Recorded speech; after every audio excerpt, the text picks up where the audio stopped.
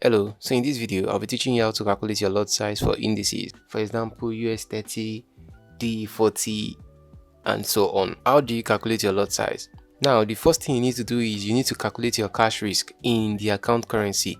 So that means if you wish to risk 1% of your account balance, so how do you determine that? So all you need to do is you take your risk percentage, then you multiply by your account balance. So you can use your account equity if your account balance and your account equity is the same thing. That means you do not have an open trade or an unrealized profit or loss. You take your risk, let's say 1%, multiply by your account balance, let's say 6,900, then divided by 100. So you use that in getting your cash risk in the account currency. So it doesn't have to be in dollar, so it can be in euro or pound, whatever your account currency is. So now that we know the cash risk, all we need to do is divide the cash risk by the stop loss you wish to risk.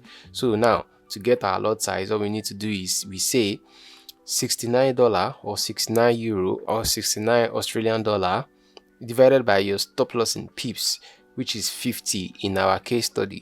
So with that we get 1.38. Now after getting this value, we need to also check the minimum lot size allowed by our broker for that pair.